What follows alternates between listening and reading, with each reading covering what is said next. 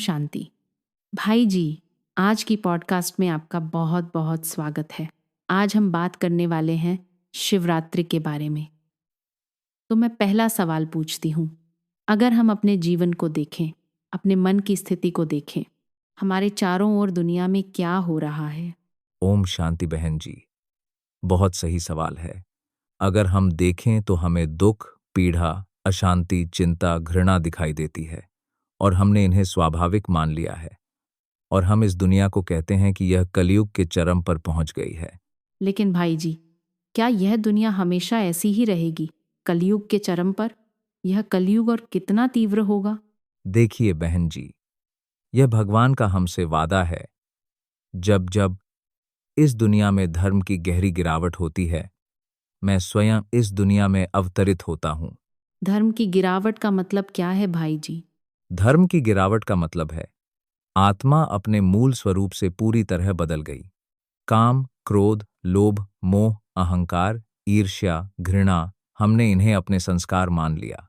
और जैसे हमारे संस्कार होंगे, वैसी ही हमारी दुनिया होगी। बिल्कुल सही बहन जी। जैसे संस्कार वैसा संसार। तो दुनिया अभी अंधकार या रात के चरण से गुजर रही है। यह सिर्फ रात नहीं है, बल्कि घनघोर अंधकार के कारण इसे आधी रात की तुलना की जा सकती है। लेकिन रात के बाद तो सुबह होनी ही है। बिल्कुल बहन जी। इसी तरह कलयुग के बाद सतयुग का उदय होना है। लेकिन सतयुग कैसे आएगा? हाँ भाई जी, यह बहुत महत्वपूर्ण सवाल है। हम आत्माएं तो अपने धर्म से पूरी तरह विचलित हो गई हैं।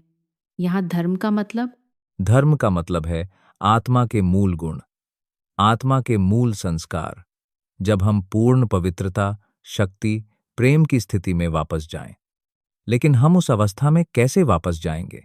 तो भाई जी, इस संसार में सतयुग की स्थापना करने के लिए हमें सतयुगी संस्कार चाहिए। और हमारे सतयुगी संस्कार कैसे बनेंगे?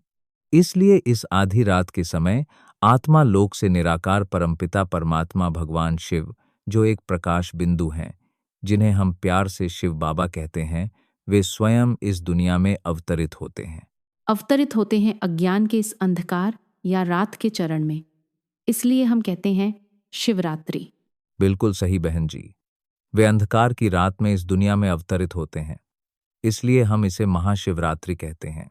और निराकार भगवान शिव इस दुनिया में अवतरित होकर हमें क्या देते हैं? वे हमें ज्ञान की हर बूंद समझाते हैं। मतलब हमारी बुद्धि के कलश या घड़े में आध्यात्मिक ज्ञान की बूंद बूंद हमारी बुद्धि में टपकती है। भाई जी, यही कारण है कि शिवलिंग के ऊपर कलश दिखाया जाता है। बिल्कुल बहन जी। बूंद बूंद करके कलश से शिवलिंग पर पानी टपकता हुआ दिखाया जाता है। जैसे जैसे आध्यात्मिक ज्ञान की बूंदें हमारी बुद्धि को भरना शुरू करती हैं, हमारी बुद्धि शुद्ध और दिव्य होने लगती है और हम जागृत होने लगते हैं। किस तरह की जागृति है ये? यह हमारी अज्ञान की नींद से जागृति है। हम किस बारे में अज्ञानी थे? हमारी बुद्धि में गिरने वाली ज्ञान की पहली बूंद है, मैं यह शरीर नहीं हूं। मेरा नाम, योग्यता, पद, धन, रिश्ते, ये सब मेरे हैं। हाँ, लेकिन वे मैं नहीं हैं। मैं आत्मा हूं, वह ऊर्जा जो मेरे जीवन के इन सभी पहलुओं को चलाती और प्रबंधित करती है। आध्यात्मिक ज्ञान की यह पहली बूंद हमें जगाती है। हम नींद में थे, अज्ञान में सो रहे थे। हमने इन लेबल को स्वयं या मैं मान लिया था। बिल्कुल। आध्यात्मिक ज्ञान की दूसरी बूंद है वर्तमान समय के विश्व परिवर्तन के पहलू के बारे में। वर्तमान में हम कलयुग में हैं, लेकिन बहुत जल्द हमें सभी को सामूहिक रूप से सतयुग बनाना है। तो भगवान स्वयं इस दुनिया में अवतरित होते हैं और हमें समय के पहलुओं का ज्ञान देते हैं। हाँ बहन जी, पहले सतयुग था, फिर त्रेता युग, फिर द्वापर युग, और फिर इस दुनिया में कलयुग था। अभी कलयुग अपने चरम पर है। एक बार फिर सतयुग बनाना है। सतयुग, त्रेता युग, द्वापर युग, कलयुग, मैं आत्मा इस विश्व चक्र में यात्रा करती हूँ। बिल्कुल। जैसे हम वही लोग हैं जो सुबह, दोपहर, शाम और रात से गुजरते हैं। रात के बाद हम आधी रात का अनुभव करते हैं। और फिर हम अगली सुबह जागते हैं। हम अपने शरीर को साफ करते हैं। हमारी सुबह शुरू होती है। यह 24 घंटे का चक्र हर दिन होता है? हाँ, इसी तरह इस विश्व चक्र में मैं आत्मा हूं। मैं सतयुगी दिव्य आत्मा थी। लेकिन जैसे जैसे मैं अपनी अवस्था में घटती गई, आज कलयुग में मैं आत्मा हूं। मैं विकारों वाली अशुद्ध आत्मा बन गई हूं। लेकिन जैसे जैसे आध्यात्मिक ज्ञान की बूंदें बुद्धि में टपकती हैं, जागृति होती है, क्योंकि हम मानते थे कि हम कमजोर हैं और हम में शक्ति की कमी है, कि हम कुछ नहीं कर सकते। भगवान आते हैं और हमें इस अज्ञान की नींद से जगाते हैं तो भाई जी, भगवान हमें क्या बताते हैं? कि मैं शुद्ध आत्मा हूं। शांति मेरा मूल संस्कार है। शक्ति, प्रेम, ज्ञान, आनंद, यह सब मेरे मूल संस्कार हैं। अपने अज्ञान के कारण हम उन्हें बाहर खोज रहे थे। हम बाहर से प्रेम, खुशी और शांति की तलाश कर रहे थे। अब हमें एहसास हुआ कि यह मेरे संस्कार हैं। हाँ बहन जी, मैं शुद्ध आत्मा हूं। मैं शांतिपूर्ण आत्मा हूं। हम जाग गए। हम अज्ञान की नींद से जाग गए। हम कब जागे भाई जी? जब ज्ञान की हर बूंद हमारी बुद्धि में जुड़ती गई। बूंदें कब टपकीं? जब कलयुग के अंधकार या रात के दौरान भगवान अवतरित हुए। निराकार परम आत्मा भगवान शिव इस दुनिया में अवतरित हुए। इसलिए शिवरात्रि पर जागरण मनाया जाता है। बिल्कुल सही बहन जी। भगवान आते हैं और हमें समझाते हैं कि सतयुगी आत्मा बनने के लिए, सतयुग बनाने के लिए, सतयुगी संस्कार बनाने के लिए हमें अपने जीवन में पवित्रता को शामिल करना होगा। तो सबसे पहले हम पवित्रता की प्रतिज्ञा लेते हैं। हाँ बहन जी, इसलिए शिवरात्रि पर हम शिवलिंग पर पानी और दूध चढ़ाते हैं। पानी और दूध चढ़ाना प्रतिज्ञा लेने का प्रतीक है किस बात की प्रतिज्ञा भाई जी? कि हम अपने मन, शरीर, धन, शब्दों, कर्मों, रिश्तों में पवित्रता को शामिल करेंगे। हर चीज में पवित्रता। जब हम पवित्रता को बनाए रखने का वादा या प्रतिज्ञा लेते हैं, तो मन और बुद्धि शुद्ध होने लगते हैं।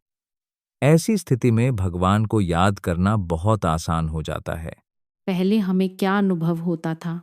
कि जब हम भगवान के बारे में सोचने के लिए बैठते थे, मन इधर उधर भटकता था। लेकिन जब आध्यात्मिक ज्ञान की बूंदें टपकती रहीं, हम जाग गए। हमने पवित्रता का पालन करने की प्रतिज्ञा ली। मन और बुद्धि शुद्ध होने लगे। इसलिए ऊपर वाले से जुड़े रहना बहुत आसान और स्वाभाविक हो गया। भाई जी, इसका मतलब उपवास है। बिल्कुल। हिंदी में उप का मतलब पास, वास का मतलब रहना। इसलिए शिवरात्रि पर हम उपवास रखते हैं। उपवास का मतलब क्या है? उपवास का मतलब है जबकि हम सब कुछ करते हैं, यहाँ अपने मन में हम ऊपर वाले के पास रहते हैं। यहाँ हम सभी के साथ रहते हैं और सभी के साथ काम करते हैं। अपने सभी रिश्तों का प्रबंधन करते हैं और बाहरी रूप से सब कुछ सही तरीके से करते हैं। लेकिन आंतरिक रूप से भगवान के पास रहना, भगवान की संगति में रहना। क्योंकि जिसके साथ हम रहेंगे, हम उनके जैसे बनने लगते हैं। बिल्कुल सही। भगवान की संगति में रहना। हम भगवान की संगति में कैसे रह सकते हैं? क्योंकि हमने पवित्रता की प्रतिज्ञा ली। अगर मन में अशुद्धता है, अगर हमारे आहार में अशुद्धता है, अगर हमारे मन में मिलावट है, तो चाहे हम भगवान को याद करने के लिए कितनी भी कोशिश करें, हमारा मन इधर उधर भटकता रहेगा। लेकिन एक बार जब हम पवित्रता की प्रतिज्ञा ले लेते हैं, तो उपवास बहुत सरल हो जाता है। यह स्वाभाविक हो जाता है। हमें भगवान को याद करने के लिए प्रयास नहीं करना होगा। नहीं बहन जी, भगवान की याद स्वाभाविक होगी। और जिसकी याद में हम हैं, जिसकी संगति में हम रहते हैं, हम अपने सभी कर्म करेंगे। लेकिन हम उन्हें कर्मयोगी की स्थिति में रहते हुए करेंगे। भाई जी, आप कहते हैं उपवास को व्रत भी कहते हैं। हाँ बहन जी, तो हमारा दृष्टिकोण परिवर्तित हो जाता है। पहला परिवर्तन है मैं आत्मा हूं, यह एहसास। इसके कारण अन्य सभी पहलू परिवर्तित हो जाते हैं।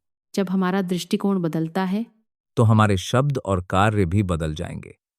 पूर्ण परिवर्तन होता है और हमारी सभी कमजोरियां जो हमने पहले अपनी आदतों या स्वभाव मान ली थीं, वे कमजोरियां इतनी आसानी से खत्म होने लगती हैं कि हमें एहसास भी नहीं होता।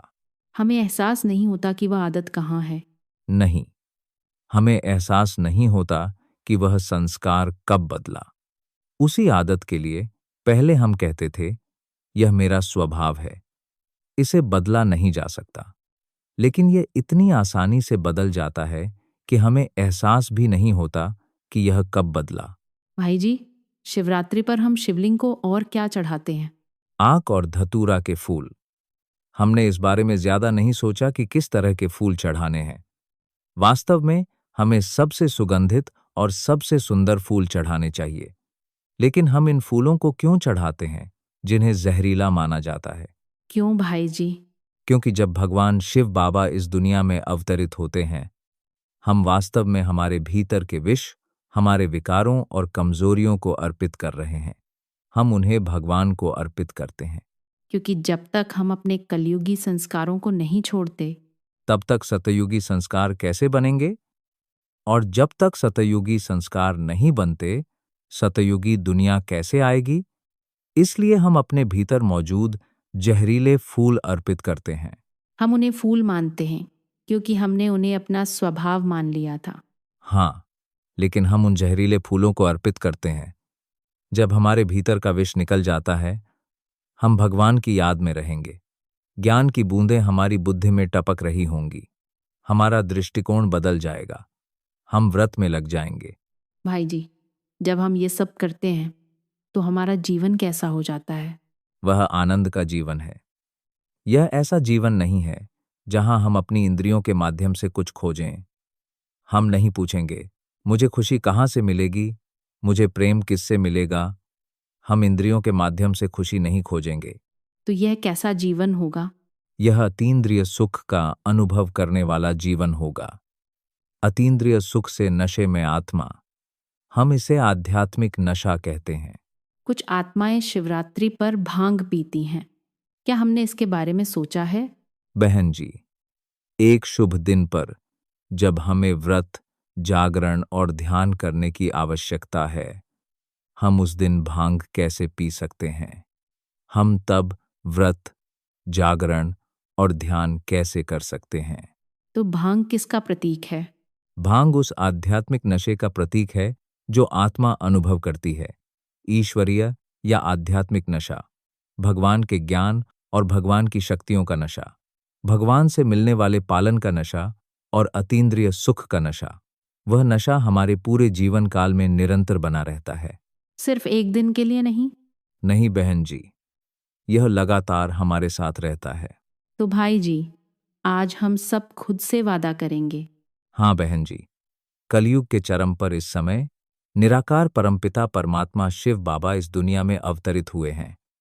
लेकिन बहुत कम, करोड़ों में कोई और उनमें से भी कम संख्या में आत्माएं भगवान को पहचानती हैं।